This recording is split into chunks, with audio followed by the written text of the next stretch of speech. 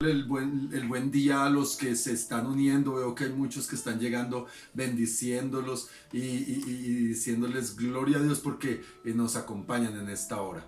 Eh, Vamos a la palabra del Señor. Yo quiero invitarles a que me acompañen en el Evangelio según San Marcos, capítulo 9. Vamos a leer desde el versículo 14 al 29. Marcos, Evangelio según San Marcos, capítulo 9, versículos 14 al 29. Amén. Cuando lo encuentren, díganme amén.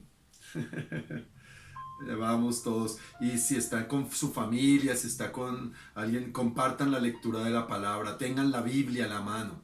Ténganla, es muy importante poder leer, poder ver la Biblia. Si no la tiene, escuche la lectura y escúchela con atención. Leemos la palabra en el nombre del Padre, del Hijo y del Espíritu Santo. Dice así el versículo 14. Marcos capítulo 9, versículo 14. Cuando llegó a donde estaban los discípulos, vio una gran multitud alrededor de ellos y escribas que disputaban con ellos. Y enseguida, toda la gente viéndole se asombró y corriendo a él, le saludaron. Él preguntó, ¿qué disputáis con ellos? Y respondiendo uno de la multitud dijo, Maestro, trae a mi hijo que tiene un espíritu mudo, el cual donde quiera que le toman, le sacude y echa espumarajos y cruje los dientes, y se va secando. Y dije a tus discípulos que lo echaren fuera, y no pudieron. Y respondiendo él les dijo, oh generación incrédula, ¿hasta cuándo he de estar con vosotros? ¿Hasta cuándo he de soportar? Traédmelo. Y se lo trajeron, y cuando el espíritu vio a Jesús, sacudió con violencia al muchacho, quien cayendo en tierra se revolcaba echando espumarajos. Jesús preguntó al padre, ¿cuánto tiempo hace que sucede esto? Y él le dijo, desde niño. Y muchas veces le echan en el fuego y en el agua para matarle, pero si puedes hacer algo, ten misericordia de nosotros y ayúdanos. Jesús le dijo, si puedes creer, al que cree, todo le es posible. E inmediatamente el padre del muchacho clamó y dijo, creo, ayuda mi incredulidad. Y cuando Jesús vio que la multitud se agolpaba, reprendió al espíritu inmundo diciendo, espíritu mudo y sordo, yo te mando, sal de él y no entres más en él. Entonces el espíritu, clamando y sacudiéndole con violencia, salió, y él quedó como muerto, de modo que muchos decían, está muerto. Pero Jesús, tomándole la mano, le enderezó y le levantó. Cuando él entró en casa, sus discípulos le preguntaron aparte, ¿por qué nosotros no pudimos echarle fuera? Y él les dijo, este género con nada puede salir sino con oración y ayuno. Amén. Vamos a orar, mis amados. Bendito Padre, te pedimos en esta mañana que conforme al Señor, al propósito para que nos has reunido, y en el nombre que es sobre todo nombre, en el nombre de Cristo Jesús, Señor, nos sometemos en esta mañana para que seas tú, Santo Dios, obrando en nuestras vidas. Dile, papito, obra en mi vida, ayúdame. Señor, necesito entender, necesito vivir, necesito, Señor, recibir de ti una palabra, un direccionamiento, una guianza. Solo tú tienes palabra de vida eterna, Señor. Por eso, Señor, con todo mi ser, espíritu, alma y cuerpo, hoy me someto a esa palabra, pidiéndote que por esta palabra yo sea edificado. Dile así, que yo sea edificado, que yo sea empoderado, que yo sea bendecido. En el nombre de Cristo Jesús, declaro que todo impedimento, toda mentira, toda obra del enemigo, toda cosa que quiera interponerse es echada afuera, y que solo tú y nadie más que tú tienes esas palabras de vida eterna que pueden hacer en mí lo que yo necesito realmente. Muchas gracias, buen Dios. Amén y amén. Amado, yo llamé este tema el poder de la incredulidad. Esta historia es una de esas historias que ilustra cómo, a pesar de ver, a pesar de conocer, a pesar de haber participado con el Señor, muchos discípulos no creen. Muchos discípulos permiten que las circunstancias, permite que las cosas externas limiten sus convicciones reales y que por esa causa se vean impedidos para cumplir el propósito, el mandamiento, la misión que Dios nos ha dado. ¿Saben, mis amados? La incredulidad es tal vez la más terrible de todas las cosas que puede haber en un ser humano. Lo digo porque la incredulidad es la que va a llevar a que las personas sean condenadas. Mira, mi amado, yo lo he repetido y siempre hago la aclaración. Yo he repetido que no es el pecado el que condena. No es el pecado. Lo que condena es la incredulidad. ¿Por qué? Porque el Señor dice que Él vino a salvar lo que se había perdido, a perdonarnos de pecado. La Biblia en 1 Juan dice que la sangre de Cristo nos limpia de todo pecado. Pero es necesario creer. Es necesario creer. Sin fe es imposible agradar a Dios, dice el libro de Hebreos 11:6. Sin fe es imposible agradar a Dios. Por tanto, mi amado, la incredulidad se convierte en algo que es supremamente peligroso en la vida de cualquier ser humano. Pero aún en la vida de cristianos, creyentes, hay momentos o hay estados o hay circunstancias que lleva a que la fe se debilite, a que la fe pierda valor, pierda poder en la vida del creyente. Por eso, mi amado, es tan importante que nosotros tengamos claro que en Cristo Jesús, por Cristo Jesús y para Cristo Jesús, todo lo podemos. En el marco de la buena voluntad de Dios, porque hay algunos que dicen yo todo lo puedo en Cristo que me fortalece, entonces voy a volar. A ver, hay cosas que no son. Hay que ser sensatos y hay que ser sabios en la palabra. Ahora, la incredulidad es tal vez lo que más aborrece Dios. La incredulidad nos separa totalmente con el Señor. Y por eso les digo, es el elemento más peligroso para cualquier ser humano, ya que siempre va a condenarnos o siempre va a llevarnos a condenación la incredulidad. Mira, mi amado, hay muchas personas que piensan que porque son buenos o hacen buenas obras, tienen garantizado la vida eterna con Dios. Nosotros hemos escuchado mucha gente que dice, uy, no, es que yo he hecho tantas cosas buenas, es que, mejor dicho, ya me gané el cielo. Amado, yo repito una verdad, nos llevaremos muchas sorpresas en el cielo, porque veremos mucha gente que ni nos imaginamos que pudiera estar allí. Pero también el infierno estará lleno de gente buena. Gente que actuó bien, gente que vivió bien, gente correcta, gente seria, gente puesta, pero que nunca creyó. Porque es que cuando nosotros pensamos que es por nuestras propias justicias, estamos diciendo, no necesitamos a Jesús. Y es en Cristo Jesús donde nosotros tenemos vida eterna. No hay otra forma, no existe otra manera. Solo en Cristo Jesús. Por eso la incredulidad tiene poder para destruir. Hay poder en la incredulidad. Así como decimos, hay poder en el nombre de Jesús, hay poder en la sangre de Cristo, hay poder en la incredulidad. Poder para condenación. Ahora, mi amado, esta historia es muy particular porque dice aquí que un hombre tenía un hijo que estaba endemoniado, que desde niños tenía demonios. Y que pues él lo trajo a los discípulos. Aquí da a entender una cosa que ya es clara, mi amado. Los discípulos ya habían ido de dos en dos, ya habían sido enviados por el Señor, habían hecho milagros en el nombre de Jesús, habían echado fuera demonios, pero aquí no pudieron. Aquí algo pasó que impidió que un demonio no pudiera ser sacado. Y cuando el Señor llega encuentra con la discusión, el alegato, con los escribas, con los intelectualoides de la época, los pensantes de la época. Y estaban en esa discusión cuando Jesús llega y todos lo miran y entonces se acercan y les dicen, Señor, qué bueno que llegaste. Y el Señor dice, ¿qué pasa? Y entonces aparece el papá del muchacho diciendo y contando la historia, mi hijo endemoniado lo traje a tus discípulos, y aquí lo dice de una manera muy clara. Tus discípulos no pudieron. No pudieron. Mira, mi amado, que a mí me pone a pensar cuando el Señor nos dice que Él nos da a nosotros autoridad y potestad para echar fuera demonios. Y esa es la autoridad que tenemos los creyentes. Mira, mi amado, yo no he entendido por qué hay personas que creen que echar fuera un demonio tiene que ser una sesión de espiritismo, hacen una cantidad de ritos y cosas, hermano, y Dios mío, muchas veces eso rayas precisamente con el espiritismo y con la hechicería. La Biblia dice aquí en el Evangelio según San Marcos 16, dice: a los que creen estas señales seguirán, en mi nombre echarán fuera demonios, y punto. Y mire la manera de echar fuera demonios.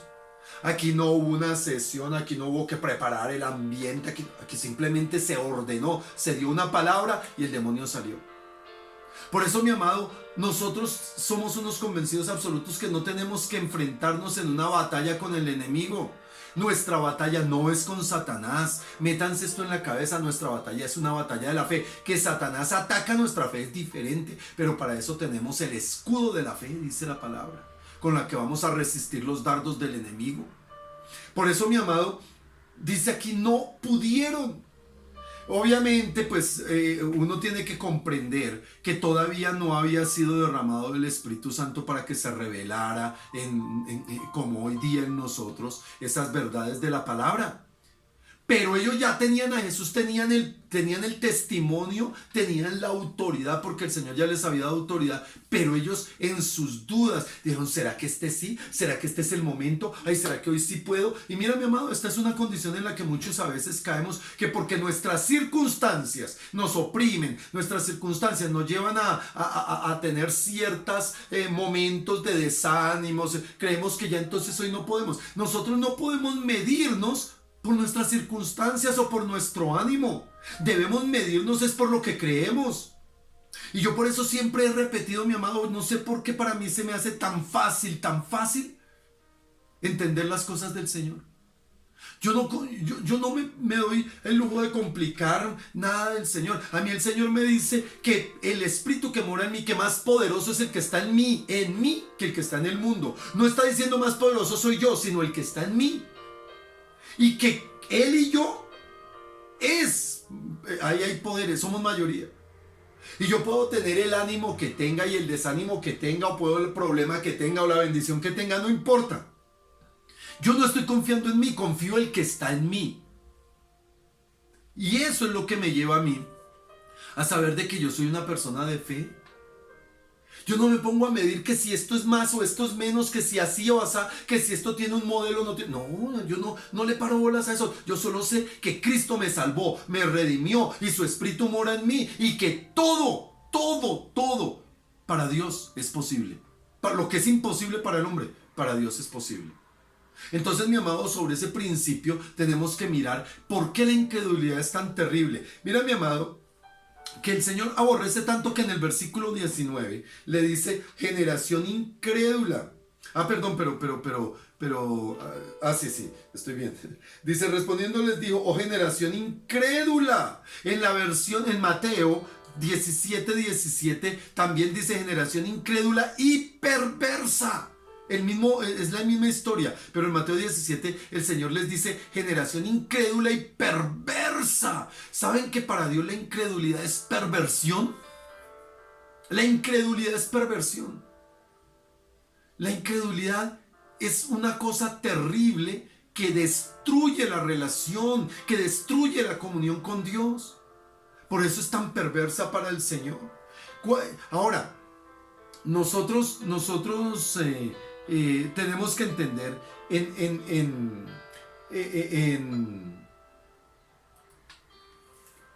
cuando nosotros vemos en griego, en el griego, la palabra incredulidad es una palabra que se traduce o dice apisteo, como suena, apisteo.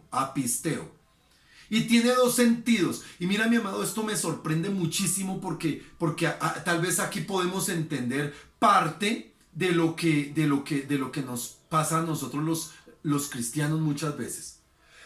El primer sentido de esta palabra en griego apisteo, que es la que aquí el Señor usa como generación incredulidad, dice que incredulidad es que es indigno de confianza. Imagínense, indigno de confianza, que es infiel y que permanece independiente con respecto a Dios. Esto significa incredulidad. Alguien que se supone entonces en alguien que no se puede confiar, no se cree en esa persona porque no se puede confiar. Que no se puede tener fidelidad con esa persona.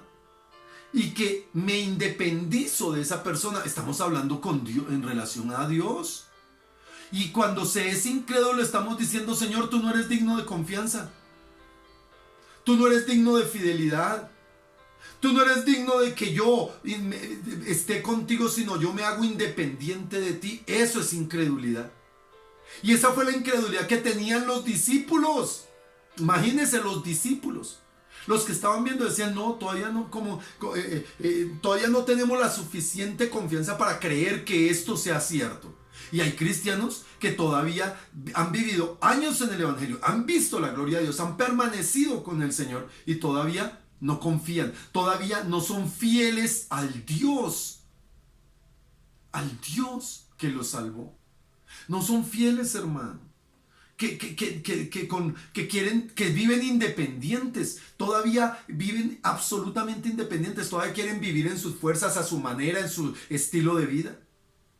Y una muestra se ve en estos tiempos. Pero el segundo sentido de la palabra pisteo en griego, que es incredulidad, el segundo es inhabilidad de creer en algo. Imposibilidad para creer, aun cuando se quiere, pero no se puede. ¿Sabe que esta era la condición del papá del chico? El papá del chico no podía creer. Tal vez no podía porque no tenía las herramientas, no tenía los testimonios, no tenía las evidencias. ¿Y sabes que esto es lo que muchas veces le pasa al mundo? Al mundo no puede creer porque no tiene algo de qué agarrarse para creer. Por eso es tan importante que nosotros los creyentes demos la palabra de fe, demos la palabra testimonial de Cristo, enseñemos la vida de Cristo, hagamos partícipes a los demás para poder derribar ese estado de incredulidad. Pero el problema es cuando supuestamente somos creyentes y nos hacemos independientes de Dios. Supuestamente somos creyentes y creemos que Él no es digno de nuestra confianza. Yo he oído cristianos y conozco personas y hablé con personas, he hablado con personas que no han querido volver a la iglesia, que se han apartado porque dicen, Dios me falló. Imagínense. Dios no es digno de mi confianza, porque yo esperaba esto y Dios no me lo dio. Como si Dios estuviera obligado, hermano. Y por eso la incredulidad es tan terrible y aún, mira mi amado, una de las señales de los últimos tiempos, dice la palabra de Dios, será la apostasía. El hecho de que muchos que se supone creyentes, que se supone gente que ha creído, va a volver atrás, va a abandonar su fe. Y lo estamos viendo, hermano. A mí me parece increíble personas que han estado en el altar del Señor sirviéndole y hoy día están diciendo, es que yo ya no creo en iglesias, yo ya no creo en pastores, yo ya no creo en nada, yo ya no creo ni siquiera. ¿Y sabe con qué me salió alguien? Me salió con que la Biblia está incompleta. Él descubrió, imagínense, él descubrió que la Biblia está incompleta, que le falta la Biblia. Y me sale con la historia de que por qué no está el libro de Enoch en la Biblia. ¿Saben qué es eso? Eso es ese apisteo donde está diciendo Dios no es digno de ser confiable. Dios no es confiable. Imagínense. Y hay muchos que hoy por las circunstancias, por la necesidad, porque se supone que no están viendo, se supone que no están teniendo recursos, se supone entonces ya no confían en Dios. Ya no confían porque Dios me falló. Miren que ante la situación de ¿dónde está Dios? Pues Dios está ahí y estás siendo probado. Mañana domingo, les voy a dar una palabra que el Señor me ha regalado mucho y es la importancia del desierto, hermano. Para que comprendamos qué es lo que Dios hace en el desierto con nosotros. Espero que mañana estemos en los cultos. Mañana domingo. Ahora, mi amado, escúchame bien. Cuando yo soy un cristiano, pero ¿qué hago? Que no confío en Dios. Cuando yo soy un cristiano que me hago infiel a Dios por las circunstancias, porque esto, porque lo otro, y no soy fiel con el Señor y me independizo de Él, ahí es donde yo caigo en esto que el Señor le dijo a los discípulos: generación incrédula y perversa, ¿hasta cuándo he de estar con vosotros? ¿Cuánto he de soportarlos más? Tuvieron que pasar el proceso y obviamente después vino el Espíritu Santo y ellos comprendieron. Pero tú y yo ya tenemos el Espíritu Santo. El hecho de haber recibido a Cristo Jesús como nuestro Señor y Salvador nos selló con el Espíritu de verdad. Nos selló y nos bautizó en un mismo cuerpo, en un mismo Espíritu. Tú y yo somos bautizados en el Espíritu, hermano. Tenemos el bautismo del Espíritu. Ahora, mi amado, cuando nosotros vemos que en el primer caso los discípulos estaban disputando con lo racional, estaban con los intelectualoides. Y mira, mi amado, por eso Pablo dice que nosotros no debemos caer en esa cuestión de empezar a discutir con la razón. Con los, mira, muchos ateos son gente muy estructurada, muy estudiada. Es gente que conoce. Yo conozco ateos que se han leído la Biblia y se saben los versículos, hermano. Se saben los temas de los libros. Hay unos ateos muy estructurados, y entonces lo que buscan es esa contienda racional, esa contienda intelectual. No, nosotros no tenemos que caer en ello, amado. Por eso Pablo dice que no podemos discutir por palabra, nunca. Nosotros debemos creer y nosotros debemos afianzar nuestra fe con testimonios de vida. Y yo siempre les he dicho a muchas personas que son racionales, intelectuales, yo les he dicho: miren, ustedes pueden tener todas las cosas en su mente, pero hay vacíos que ustedes no entienden, hay vacíos que están dentro de ustedes. Y hay algunos que tal vez no tenemos todo el conocimiento y no tenemos toda la sapiencia del mundo, aun cuando estudiamos, porque podemos decir que hay algunos que leemos e intentamos conocer. Pero entre más conocemos lo racional del hombre, lo intelectual del hombre, más nos afianzamos en nuestra fe por el conocimiento de Dios. Por eso nuestra batalla se llama la batalla de la fe. Porque cuando viene una duda, cuando viene una circunstancia que nos apremia, cuando hay algo que nos está como moviendo, nosotros nos afianzamos más en las verdades del Señor. Y como me enseñó el pastor Juan nos habló un día y me enseñó una lección tremenda en la diferencia entre la verdad, entre la realidad y la verdad. Nosotros podríamos decir: la realidad es que hoy hay una contingencia mundial. Esa es una realidad, no podemos negarla. La realidad es que puede haber escasez en nuestra casa, esa es una realidad. Pero ¿sabes cuál es la verdad? Que tenemos un Dios todopoderoso que siempre está con nosotros. Esa es la verdad. Que el Señor es nuestro proveedor, esa es la verdad. Puede haber que a la cena no haya nada, pero no me acuesto sin comer. Puede que haya circunstancias difíciles, pero Él es mi protector. La realidad es una, pero la verdad es otra, y la verdad es la palabra. El Señor dijo en Juan 17: Señor, guárdalos en tu palabra, límpialos con tu palabra es verdad. Entonces nosotros tenemos que afianzarnos en la palabra sin caer en discusiones. Ahora, mis amados, la segunda cosa es que el papá del muchacho decía: Señor, ayúdame a la incredulidad. Dice aquí el versículo, porque el Señor le dice, Jesús le dice, versículo 23: si puedes creer, al que cree todo le es posible. E inmediatamente el padre del muchacho clamó y dijo: creo, ayuda a mi incredulidad. Creo, dijo, lo proclamó, pero él decía: oiga, ayúdame porque yo no puedo, no sé cómo creer, no, para mí como que no cabe. En la Biblia del lenguaje actual dice, el Señor le dice: puedes confiar en Dios, para el que confía todo le es posible. Y enseguida el padre gritó: sí, confío en Dios, ayúdame a confiar aún más en Él. Ayúdame a confiar. Y este es el clamor que mucha gente hoy está levantando delante de los cristianos. Yo creo, pero ayúdenme a creer. ¿Yo cómo hago para creer? Miren la circunstancia, ¿cómo hago para creer? Tienes que llevarlo a la palabra, tienes que llevarlo a la convicción, tienes que llevarlo a la verdadera fe. Porque de lo contrario nosotros estamos falseando el mensaje. No, es que confiesa, haga la oración de fe y ya Dios le soluciona los problemas. No, Dios no te va a solucionar, Dios te va a dar las fuerzas para pasar este desierto. Dios te va a dar las fuerzas. Ahora, mi amado, nosotros vemos cómo este hombre clamó por una circunstancia. Clamó. ¿Sabe cuando alguien dice, quiero pero no puedo? Yo quiero pero no puedo. Allí es donde los siervos de Dios podemos llevar una palabra para que oyendo esta palabra, para que conociendo una verdad, tomen la decisión y puedan creer. ¿Saben, mis amados? Allí es donde viene la intervención del Espíritu Santo en el corazón y en la mente. Donde trae convicción. Es el Espíritu Santo. Mira, mi amado, nosotros solo debemos dar la palabra, pero es el Espíritu el que trae la convicción. Y es más, en creyentes, gente de la iglesia, se necesita que el Espíritu venga y les dé convicción, porque hay muchos que o la perdieron o la abandonaron o nunca la tuvieron. Solo se movieron por fascinaciones. Yo les prediqué días atrás porque su motivación no era la correcta. Porque su motivación era sí mismo, su deseo, su pasión. Pero hay convicción. Hay convicción cuando nosotros podemos sembrar la palabra y el Espíritu Santo hace la obra. Ahora, amados, Dios ve el corazón.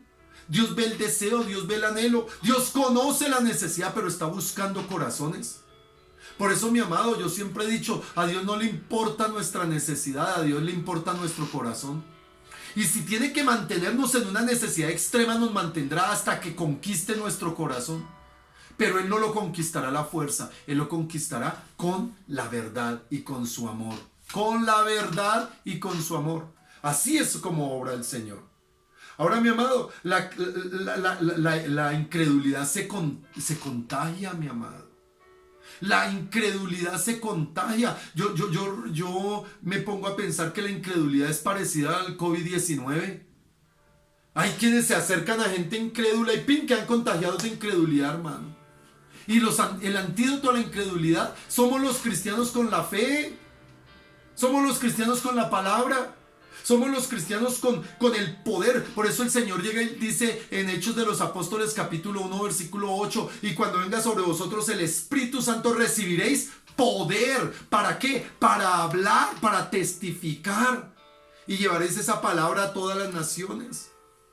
Por eso es tan importante que nosotros no nos desviemos de esto, mi amado. La incredulidad se radia, se pega, se contamina a los demás. Y la fe es la que toca a nosotros formar, la que tenemos que formar. ¿Sabe, mi amado? La gente religiosa son los más grandes incrédulos.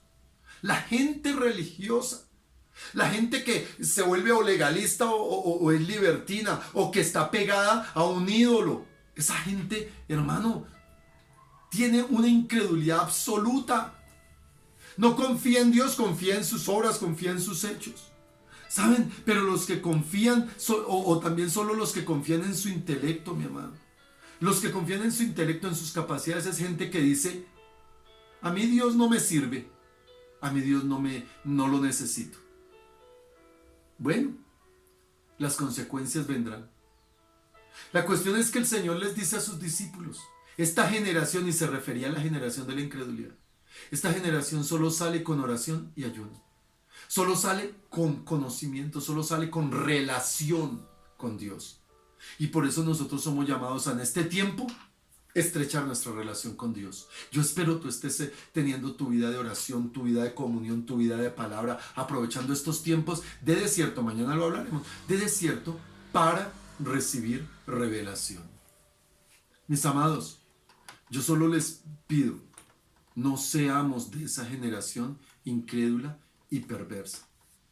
Acuérdate que Pedro, cuando vio a Jesús, bajó de la barca y caminó, pero cuando quitó su mirada de Jesús y miró el viento, que no tenía cómo mirarlo, se hundió. Y el Señor solo le dijo: hombre de poca fe. Vamos a orar. Padre amado, te damos gracias en el nombre de Jesús por este nuevo día y por esta nueva oportunidad. Muchas gracias, Señor. porque tú eres bueno, porque tú eres santo. Muchas gracias porque tú eres un Dios eterno y tú eres fiel para con nosotros. Y por eso nuestra petición, así tal vez como la hizo este hombre, ayúdanos, Señor, a serte fiel. Señor, enséñanos aún más, que sea tu Espíritu Santo obrando, dile. Que sea tu Espíritu Santo obrando en nosotros, para así poder nosotros recibir tu gracia. En el nombre de Jesús. Amén y amén.